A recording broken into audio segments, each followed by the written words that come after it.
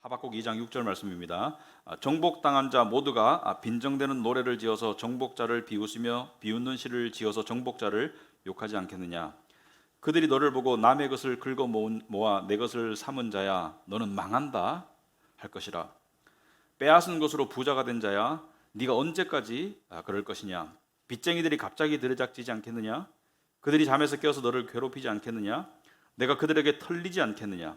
네가 수많은 민족을 털었으니 살아남은 모든 민족에게 이제는 네가 털릴 차례다. 네가 사람들을 피 흘려 죽게 하고 땅과 성읍과 그 안에 사는 주민에게 폭력을 휘두른 탓이다. 그들이 너를 보고 내 집을 부유하게 하려고 부당한 이득을 탐내는 자야. 높은 곳에 둥지를 틀고 재앙에서 벗어나려 하지만 너는 망한다 할 것이다. 네가 뭇민족을 꿰어서 망하게 한 것이 너의 집안에 화를 불러들인 것이고 너 스스로 죄를 지은 것이다. 담에서 돌들이 부르짖으며 집에서 들보가 대답할 것이다. 그들이 너를 보고 피로 마을을 세우며 불의로 성읍을 건축하는 자야 너는 망한다 할 것이다. 네가 백성들을 잡아다가 부렸지만 그들이 애써한 일이 다 헛수고가 되고 그들이 세운 것이 다 불타 없어질 것이니 이것이 바로 나 만군의 주가 하는 일이 아니겠느냐. 바다에 물이 가득하듯이 주의 영광을 아는 지식이 땅 위에 가득할 것이다. 아멘. 앉으시기 바랍니다. 기도하도록 하겠습니다. 전능하신 하나님 아버지, 천지 만물을 지으시고 지금도 말씀의 능력으로 붙잡으시며 우리는 인식하지 못하고 의식하지 못하지만 우리의 암흑과 죄악 때문에 가려져 있지만 하나님의 능력과 손길과 섭리가 미치지 않는 곳이 없고 또 하나님의 능력이 멈춘 적이 없습니다.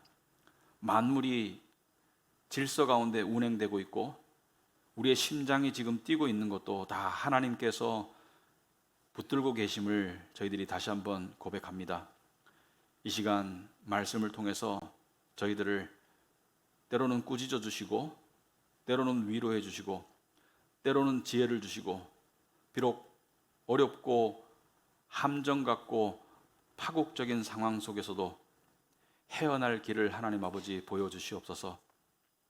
아버지 하나님, 하나님의 은혜와 구원이 절실히 필요한 저희들을 굽어 살펴 주시옵시고 무엇보다도 말씀을 듣는 자만 되는 것이 아니라 듣고 순종하는 자가 될 수 있도록 주님 도와 주시옵소서. 예수님 이름으로 기도합나이다. 아멘.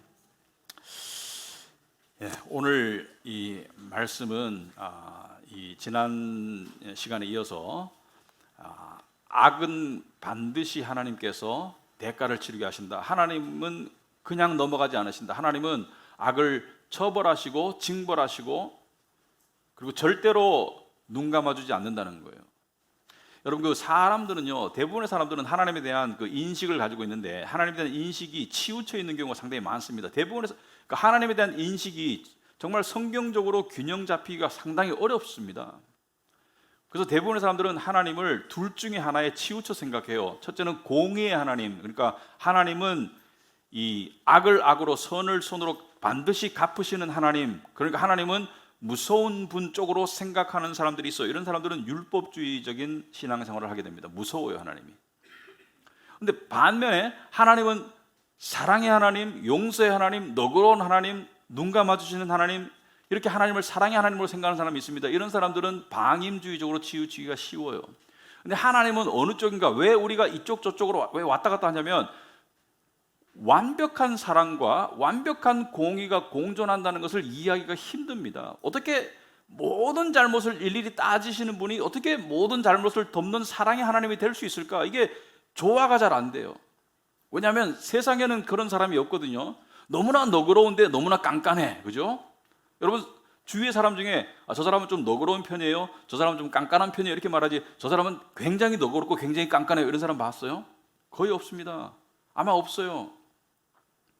이것은 그 루터라고 우리가 존경하는 그 신학자, 16세기 초의 종교개혁 루터에게도 마찬가지였습니다. 루터의 하나님에 대한 인식은 처음에 공의의 하나님으로 출발했어요. 하나님은 죄를 묵과하지 않으시는 하나님, 하나님은 반드시 행한 대로 갚아주시는 하나님, 처벌하시는 하나님. 그래서 루터는 원래 법학도였거든요.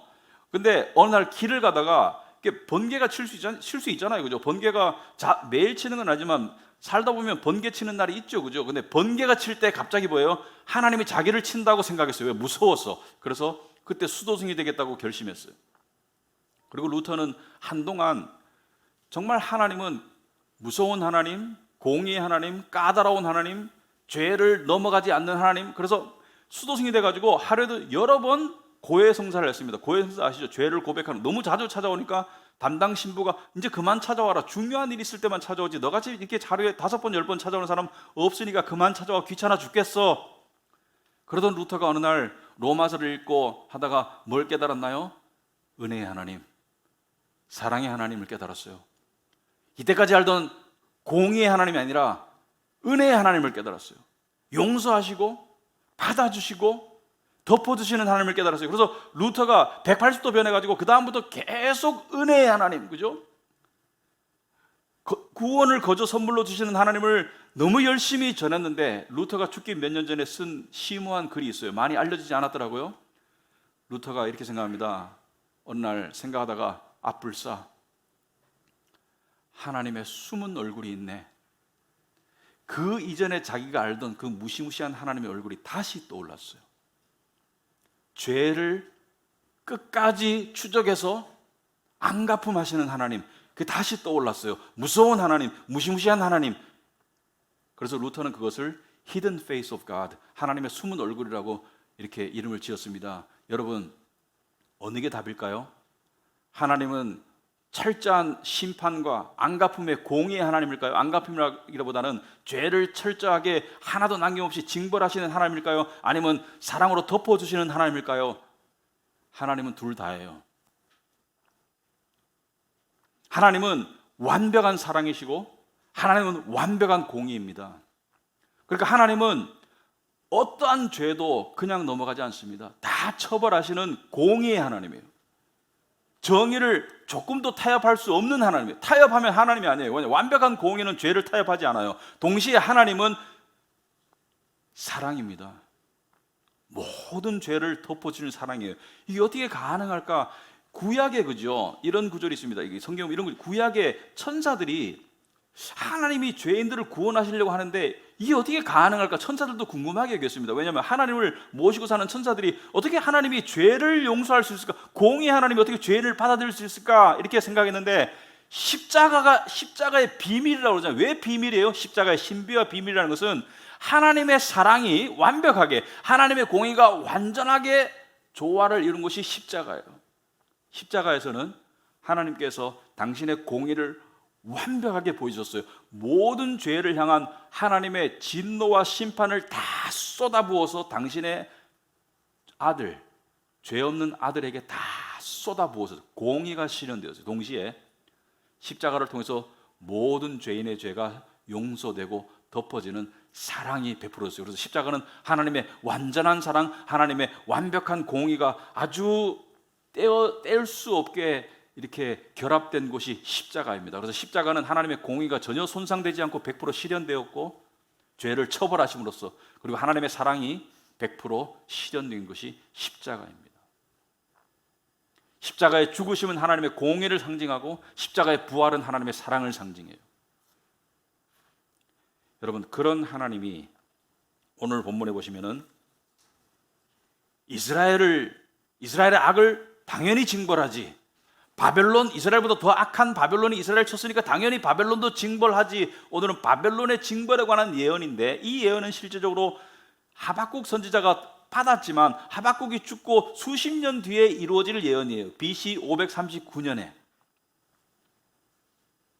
그래서 이것을 염두에 두고 바벨론으로 대변되는, 바벨론만이 아닙니다. 이스라엘만이 아니고 바벨론만이 아니고 모든 악을 징벌하신다는 개념에서 오늘 말씀을 보면 이해가 될 거예요. 자, 6절 말씀을 보도록 하겠습니다. 6절 말씀.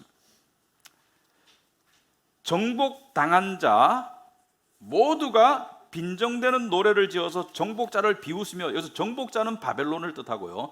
정복당한 자는 누구죠? 정복당한 자는 식민지 국민들을 이야기해요. 자, 정복당한 자가 빈정되는 노래를 지어서 정복자를 비웃기 시작한다는 것은 정복자의 힘이 쇠퇴하고 망조가 들었다, 망할 길로 들어섰다는 것을 이야기하죠. 그죠? 비웃는 시를 지어서 정복자를 욕하지 않겠느냐? 결국 바벨론, 지금은 아직 바벨론이 이스라엘을 침공하지도 않았지만 유다를, 바벨론이 왕성해 보일 거다. 하지만 결국에는 정복당한 자가 비웃을 것이다. 왜? 악은 악으로 망한다. 그래서 그들이 너를 보고 남의 것을 긁어모아 내 것을 삼은 자야 너는 망한다 할 것이다. 남의 것을 어떻게 긁어모았어요? 남의 영토를 침입하고 남의 백성들을 붙잡아다가 죽이고 노예로 삼고 영토 확장하고 세력 확장하고 그래가지고, 그런데 결국 너는 망한다. 왜 망해요? 13절에 보시면은 네가 백성들을 잡아다가 부렸지만 그들이 애써한 일이 다 헛수고가 되고 그들이 세운 것이 다 불타 없어질 것이니 네가 이루고 건설한 네가 빼앗고 악을 행해서 네가 나라를 정복하고 백성들을 모아서 네가 이룩한 제국이 어떻게 돼요? 다 불타 없어질 것이니, 그 다음에 말이 중요하죠. 이것이 바로 나 만군의 주가 하는 일이 아니겠느냐. 만군의 주가 한다는 것은 뭐예요? 악은 망한다예요. 원래 성경에 화 있을진저, 화 있을진저.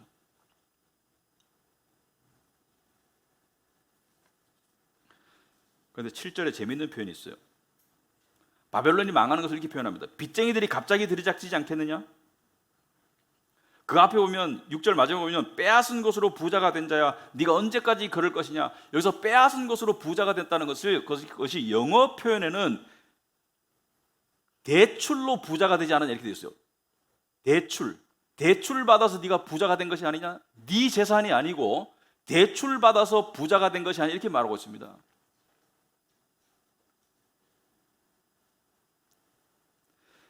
그래서 7절에 연결이 되는 거예요. 빚쟁이들이, 자, 여기서 빚쟁이라는 것은 대출 해준 사람, 은행, 빚쟁이들이 갑자기 들이닥치지 않겠느냐? 그들이 잠에서 깨서 너를 괴롭히지 않겠느냐? 네가 그들에게 털리지 않겠느냐? 네 땅이 아니었다. 네 백성이 아닌데 가져다가 네 것인 것처럼 네가 뽐내고 즐기지 않았냐? 그런데 갑자기 어느 날 네 것이 아닌 것을 대출 받은 것 같은 그 인생을 네가 털리지 않겠느냐 이렇게 말하고 있어요.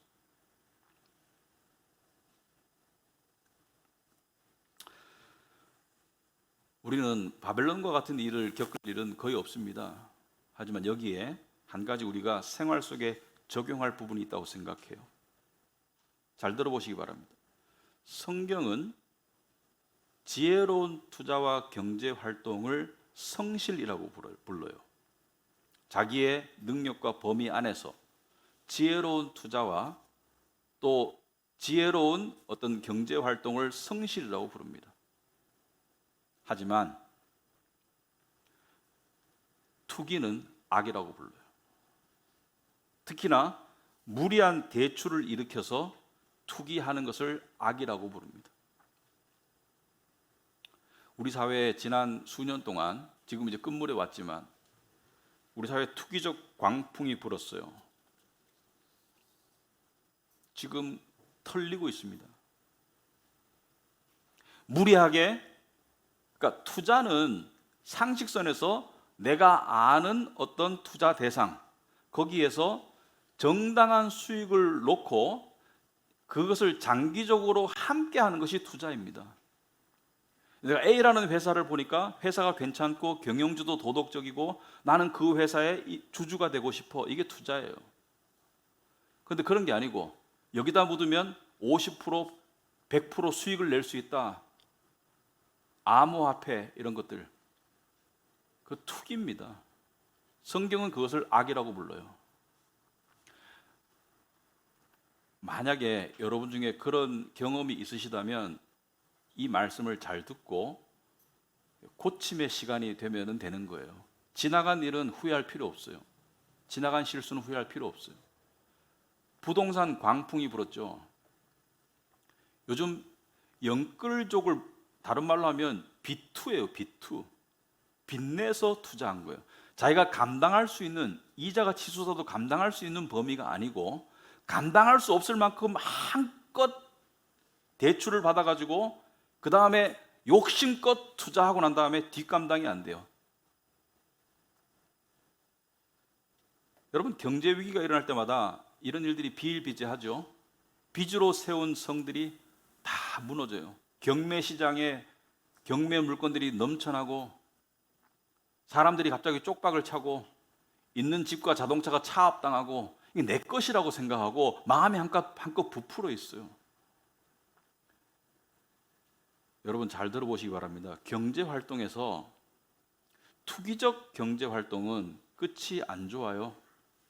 그리고 비록 돈을 번다고 할지라도 마음이 망가집니다. 왜? 지나치게 빨리 형성된 불로소득은 인생에 도움이 안 돼요. 그래서 잠언 20장 21절에 뭐라고 나왔습니까? 처음부터 빨리 모은 재산은 행복하게 끝을 맺지 않는다. 아주 극단적인 예로 로또에 당첨된 사람들의 최후가 어때요? 몸이 망가지고 정신이 망가지고 가정이 파괴되고 그렇지 않습니까? 대부분 경우 관계가 끊겨요. 처음부터 빨리 모은 재산은 행복하게 끝을 맺지 못한다는 것은 투기적인 마음으로 형성하려고 하는 재산은 형성이 안 됩니다. 다 털려요. 나중에 그 이상으로 털려요. 가진 것도 다 뺏기게 되어 있어요. 그런데 비록 이룬다 할지라도 행복하게 끝나지 않는다는 것을 명심해야 합니다. 여러분 우리가. 그리고 또 잠언 6장 1절 이렇게 나와 있습니다. 내 아들아 네가 만일 이웃을 위하여 담보하면 타인을 위하여 보증하였으면 네 입의 말로 네가 얽혔으며 네 입의 말로 인하여 네가 잡히게 되었느니라. 담보를 지나치게 서준다든지 빚을 지나치게 내는 것은 노예가 되는 거예요. 그 마음이 노예 상태로 사는 거예요. 경제는 상당히 중요합니다. 우리 인생에서 무슨 식민 국가가 되고 무슨 적을 침략하고 전쟁을 하고 이런 일은 잘 안 일어나지만 오늘 내용을 보면 경제 활동 속에 정말로 적용할 수 있는 그런 거예요. 바벨론은 자기 땅이 아닌 땅으로 자기 땅으로 삼았고 자기 백성이 아닌 백성으로 자기 백성으로 삼아가지고 한껏 부풀러 있는데 다 털려요. 왜? 빚으로 세웠기 때문에 빚쟁이들이 와가지고 다 뺏어간다는 거예요. 8절에 네가 수많은 민족을 털었으니 살아남은 모든 민족에게 이제는 네가 털릴 차례다.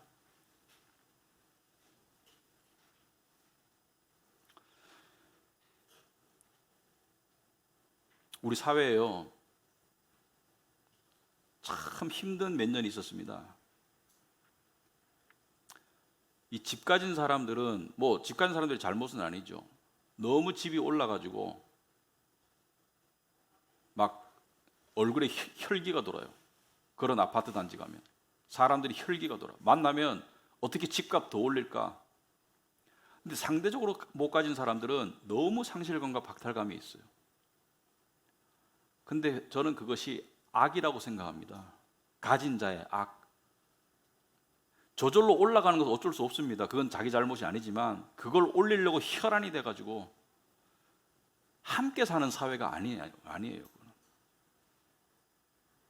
근데 그런 때 우리가 마음을 잘 지켜야 됩니다. 왜냐하면 우리는 하나님이 주시는 원리대로 살아야 돼요.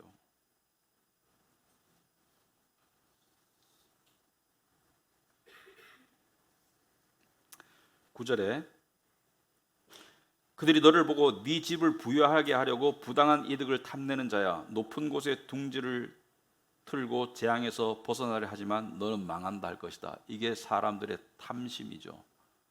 여러분 이 바벨론의 악의 근원이 뭐라고 생각하세요? 바벨론의 악의 근원은 만족되지 않은 욕심이에요. 영토를 넓혀도 만족이 없어. 식민지를 만들어도 만족이 없어. 여러분 욕심이라는 것이 저도 있고 여러분도 있어요. 그죠? 욕심이 없는 사람이 없습니다. 오죽하면 십계명의 마지막에 탐심을 이야기할까요? 네 이웃의 아내나 그의 남종이나 그의 여종이나 그의 소나 그의 낙이나 물은 네 이웃의 소유를 탐내지 말라. 탐낸다는 것은 부러워한다는 거예요. 시기심을 가지고. 이 탐심이 악으로 나오는 거예요. 바벨론의 악은 탐심에서 비롯되는 거예요. 욕심에서 비롯되는 거예요. 지나친 욕심, 성실한 성을 쌓는 것이 아니고 욕심으로 빨리 이루고 싶은 거예요. 그것이 비도덕적일지라 할지라도 비윤리적일지라 할지라도 내 목표, 내 성만 쌓으면 되는데 높은 곳에 둥지를 틀고 그냥 내가 높은 데 올라가가지고 단단한 성을 쌓아서 재앙에서 벗어내려 하지만 말씀 뭐래요? 너는 망한다. 그런 성은 망한다는 거예요. 우리 믿는 사람은 사는 게 다른 거예요. 사는 방식이 다른 거예요. 성실과 욕심이 구별돼야 되는 거예요. 야고보서 1장에 꼭 명심해야 될 말씀이 있죠. 욕심이 잉태한 즉 죄를 낳고 죄가 장성한 즉 사망을 낳는다 그랬어요. 욕심이 다 있어요. 이 욕심을 부리게 되면, 낳게 되면 죄가 돼요. 악이 돼요. 악이 장성하면 사망이 돼요. 사망은 뭐예요? 결국 망한다는 거예요. 화 있을진저. 여러분, 세상 사람들의 욕심이 결국 영혼을 삼키는 겁니다. 삶을 망가뜨려요. 둘 중에 하나입니다. 못 이루어지는 사람이 90% 이상이고요. 이루어지는 사람도 망가지게 되어 있어요. 그 교만 때문에. 투기적으로 해가지고 돈 벌어가지고 인품이 나아지는 사람 아무도 없습니다. 다 망가져요. 우리가 지금 그런 세상에 살고 있어요. 욕심이 잉태한 즉 죄를 낳고 죄가 잉태한 즉 사망을 낳는다. 근데 욕심의 반대말이 뭐예요? 욕심의 반대말이 분수입니다. 분수. 분수가 뭐죠? 내 주어진 형편과 처지 속에서 움직이는 거예요. 첫째는 그 안에서 만족하고 둘째는 그 안에서 성실하게 움직이는 거예요. 재산을 증식하고 싶다? 분수 안에서 움직이는 거예요. 성실하게 개미처럼 성실하게 살아가는 거예요. 개미가 빵 부스러기 한 조각 한 조각을 가져오지 빵덩어리를 한꺼번에 옮겨오지 않습니다. 왜? 깔려 죽어요. 그러면. 그래서 분수를 넘어서면 욕심의 미련함과 악이 발생합니다. 필연적으로 발생해요. 그러면 어떻게 돼요? 반드시 낭패가 돼요. 내 몫을 알아야 돼요. 내 몫을. 근데 사람들이 생각합니다. 다 자기가 가진 것보다 자기 몫이 더 커야 된다고 생각하더라고요. 대부분 사람들이 그렇더라고요. 근데요, 이게 망고의 진리입니다. 분수와 만족하려면 이 방법을 써야 돼요. 상황과 형편에 자기 마음을 맞춰야 돼요. 근데 자기 마음의 기대치와 욕심의 상황을 억지로 끌어올리려고 하면 그때부터 삶이 틀어지는 거예요. 그때부터 욕심이 되고, 욕심이 되면 눈이 멀어가지고 엉뚱한 상황을 발생시키는 거예요. 그러면 그 대가가 엄청나게 힘들어요. 저도 겪어봤고요. 여러분도 겪어보신 분들이 있을 거예요. 저도 직장 생활도 해봤고 사업도 해봤고 저도 다 겪어봤어요. 욕심은 결국 정신적으로, 상황적으로 파괴하더라고요. 근데 그거를 끝까지 가기 전에 깨달아서 돌이키는 것이 중요해요. 만약 여러분 중에 지금 그런 상황에 혹시라도 있다면 지금 돌이키는 게 중요해요. 여러분, 만족의 비결이 뭐냐면, 만족의 비결은 이것입니다. 여러분, 우리는 자꾸 더 가지려 하는 게 욕심이거든요. 그런데 우리가 하나님과의 관계에서 소유를 생각해 봐야 돼요. 하나님과의 관계에서. 어제 제가 이야기했지만은 그 조직신학 시간에 여러분, 그리스 철학자들이 지금까지도 위대하게 여겨지는 이유는 이 음악도 신을 인식하는 영성이 들어가면 이거 클래식이 되고 수백 년이 지나도 사람들이 계속 사랑해요. 왜? 영성이 들어있기 때문에. 근데 철학도 마찬가지죠. 현대 철학은 사람들이 관심이 없습니다. 왜? 들어보니까 헛소리야. 근데 철학자들 중에 지금까지도 사람들이 칸트나 니체나 헤겔보다 더 존경하는 사람들은 2300~400년에 살았던 소크라테스, 플라톤, 아리스토텔레스죠. 그죠? 소크라테스 BC 470년, 그의 제자 플라톤, 그리고 그의 제자 아리스토텔레스 322년에 죽었죠. BC. 그러니까 기원전 사람들이 지금까지 존경해요. 근데 그들의 철학의 흐름을 보면 신성이 들어있어요. 신에 대한 인식이 들어있고, 그것이 우상적이지도 않고 미신적이지도 않아. 그러니까 무슨 헛소리가 아니야. 인간에게 주어진, 일반 은혜 속에서 주어진 논리와 합리성을 가지고 신에 대한 개념 정리를 해나가죠. 그래서 아리스토텔레스가 만든 용어가 뭐예요? 형이상학이잖아요. 형이상학이라는 용어가 아리스토텔레스가 만든 용어예요.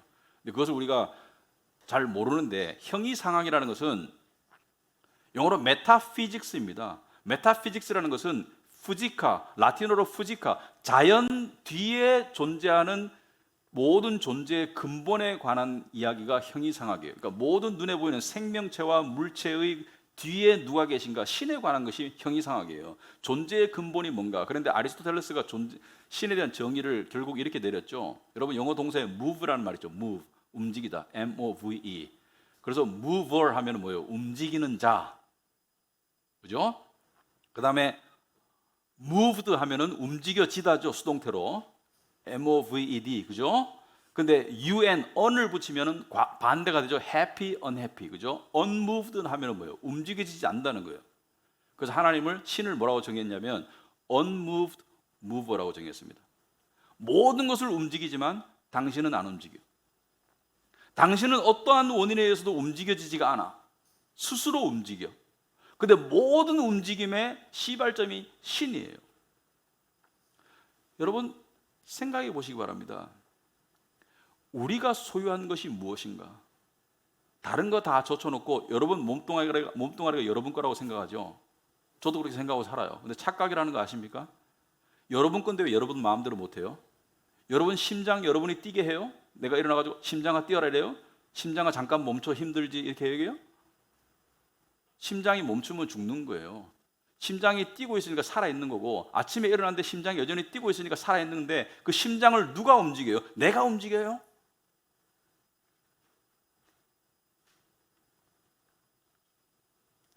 거대한 우주의 질서, 작은 미생물에 이르기까지 누가 움직여요? 성경에 이런 말씀 있죠. 말씀의 능력으로 만물을 붙드신다. 이게 무슨 뜻인지 아십니까? 말씀의 능력으로 하나님께서 만물을 창조하시고 움직이시는 거예요. 움직이시는 거예요. 해가 뜨고 달이 지고 움직이는 거예요. 내 심장이 뛰고 있는 거예요. 움직이는 거예요. 누가 움직이고, 누가 만들고, 누가 움직여요? 하나님이 만들고 하나님이 움직이고 있는 거예요. 심장도 내게 아닌데 내게 어디 있어요? 모든 게 다 주신 선물이에요. 그러면 하나님이 요만큼 줬을 때는 요만큼 줬는 이유가 있을 겁니다. 그 이상 욕심내지 마세요. 자꾸 남과 비교하지 마시고 더 가졌다고 더 행복하거나 더 복받는 게 아닌 게 하나님의 원리예요. 그 주신 거 안에서 감사하는 것이 우리 인간의 분수를 알고 사는 거예요. 그 이상의 것을 안 되는 것을 억지로 만들려고 하는 게 욕심이고 그 결과는 참패예요. 그래서 마음의 기대치에 상황을 맞추려고 하는 게 욕심이라면 주어진 상황에 마음을 낮추는 것이 분수입니다.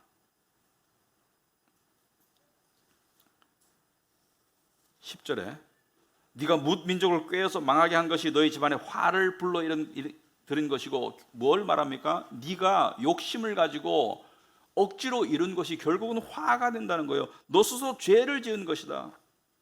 12절에 그들이 너를 보고 피로 마을을 세우며 불의로 성을 건축하는 자야 너는 망한다 할 것이다. 여러분 2030만 그런 건 아닌 것 같은데 2030 세대가 이것이 굉장히 유행하더라고요. 나 대박 났어. 나 코인 투자하는데 대박 났거든. 대박 난 사람이 한 1%쯤 되는 모양이에요. 다 대박 따라 하려고 하고. 제가 어느 날 그 카페에서 있는데 무슨 얘기하는지 몰랐어요. 뭐 용어를 못 알아듣겠어. 무슨 코인의 종류인 것 같아. 너 그걸로 뭐 대박 쳤지? 오늘 쏴. 뭐 이런 얘기 하고 있더라고요. 성실한 투자는 남에게 폭탄을 안기는 게 아니에요. 그러한 투자는 내가 대박 나면 다른 사람한테 폭탄이 터진 거예요. 내가 팔고 나니까 폭 나가더라. 다른 사람은 죽었는 거예요. 그거 벌어가지고 잘 될 것 같아요? 요즘 2030 또는 다른 세대들이 뭐라 그래요? 그때 벌었던 거 이상으로 지금 다 털리고 있다고 그래요. 오늘 말씀이 우리의 삶에 적용되거든요. 적용돼요. 불의로 성읍을 건축하는 자야, 불의로 자기의 욕심을 채우고 이루는 자야, 너는 망한다는 거예요. 13절에 네가 백성들을 잡아다가 부렸지만 그들이 애써한 일이 다 헛수고가 된다는 거예요. 그들이 세운 것이 다 불타 없어진다는 거예요. 이것이 바로 나 만군의 주가 하는 일이 아니겠느냐. 이런 바벨론의 침략과 같은 극적인 일이 아닐지라도 욕심으로 세우는 것들은 결국 무너진다는 그 하나님의 말씀을 우리가 생각할 때 우리의 삶에 성경 말씀이 정하는 원칙이 있습니다. 정도가 있고요. 성경이 말하는 지혜로운 투자가 있고요. 미래의 설계가 있어요. 분명히 개미 같은 그런 미래의 설계가 있어요. 하지만 속히 이룬 산업은 결국 행복하지 않아요. 속히 못 이룬 것을 부러워하는 자체가 이미 탐심이 들어가고 있는 거예요.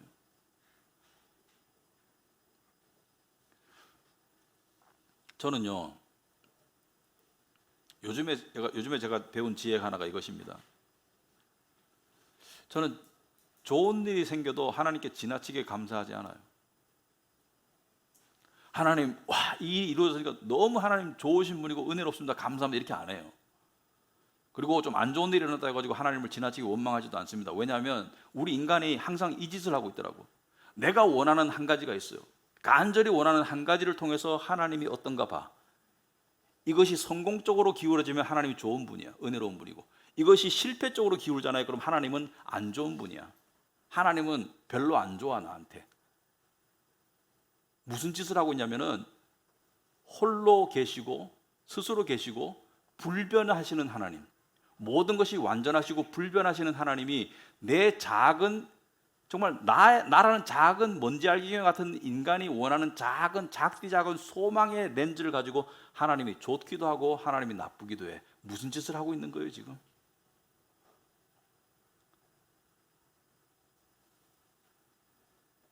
좋은 일이 일어난다고 너무 호들갑 떨면서 감사할 것도 아니고요, 안 좋은 일이 일어난다고 너무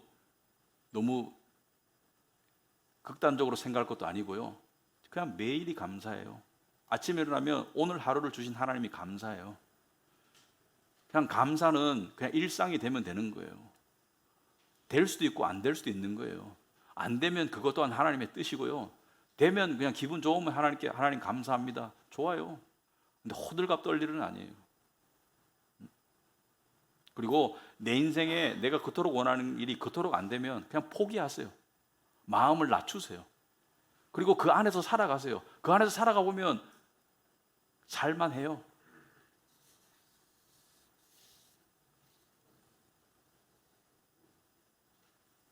오늘 14절에 그래도 희망적인 말씀을 하시죠. 바다에 물이 가득하듯이 주의 영광을 아는 지식이 땅 위에 가득할 것이다. 뭐예요? 너희 인간들은 다 악으로 욕심으로 세상을 어지럽히고 망가뜨리지만 결국은 나를 아는 지식이 땅에 가득하고 내가 구원할 거야. 내가 다 바로잡을 거야. 내가 새 하늘과 새 땅을 만들 것이고 내가 하나님 나라가 임하게 할 것이고 내가 다 바로잡을 거야. 내가, 하나님께서.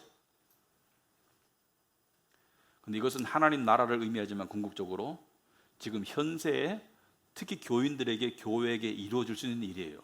어떻게 이루어지느냐? 여러분, 이 말과 비슷한 예언이 다른 곳에 또 나와 있습니다. 이사야서 11장 9절에 나와 있습니다. 이사야서 11장 9절에 보시면 이런 말씀이 있습니다. 나의 거룩한 산 모든 곳에서 서로 해치거나 파괴하는 일이 없다. 물이 바다를 채워도 주님을 아는 지식이 땅에 가득하기 때문이다. 물이 바다를 채워도 주님을 아는 지식이 가득하면 어떤 일이 벌어진다고요? 해치거나 파괴하는 일이 없다는 거예요. 바벨론처럼 파괴하고 해치는 일이 없고, 욕심과 악으로 파괴하고 해치는 일이 없고, 정신적 정서적으로 파괴하고 해치는 일이 없어요. 여러분, 우리가 얼마나 미련한지 아세요? 욕심으로 나를 파괴하고 있어요. 남도 파괴하지만 나의 욕심 때문에 가장 피해를 보는 대상은 나예요.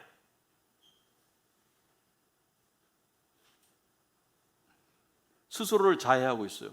많은 사람들이 욕심으로 스스로를 자해하고 있어요. 얼마나 미련합니까? 인간이. 그런데 그것을 벗어날 수 있는 길이 뭐예요? 우리가 서로를 해치지 않고, 서로를 파괴하지 않고, 정신적, 육체적으로 파괴하지 않고, 자기 자신을 파멸시키지 않을 그 길이 뭐예요? 여호와를 아는 지식이에요. 여호와를 아는 지식.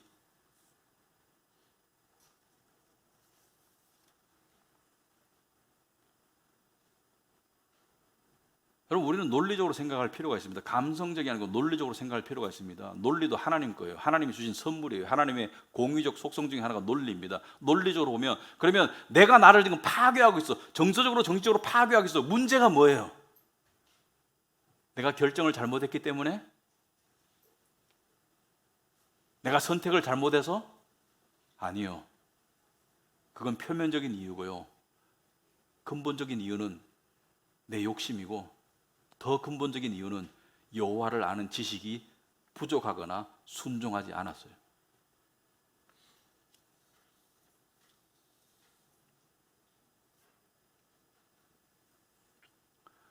내가 원하는 욕심대로 이루고 싶고, 남이 가진 것만큼 가지고 싶고, 그래서 내가 나의 인생의 탑을 높이 쌓고 싶은 곳에 평강이 없어요. 그런데 그 문제의 근본은 그 욕심인데, 욕심을 스스로 없앨 수 있는 사람이 있는가? 없습니다. 나도 내 욕심을 스스로 제어할 수 없어요. 여호와를 아는 지식이 제어하는 거예요.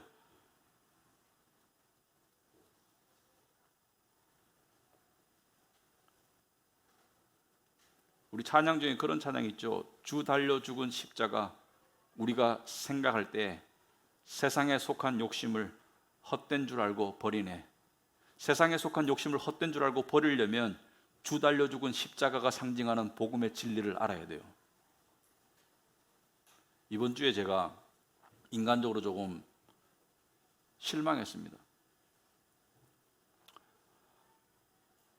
사정이 있을 수도 있겠지만 많은 분들이 성경 공부에 안 나오셨더라고요.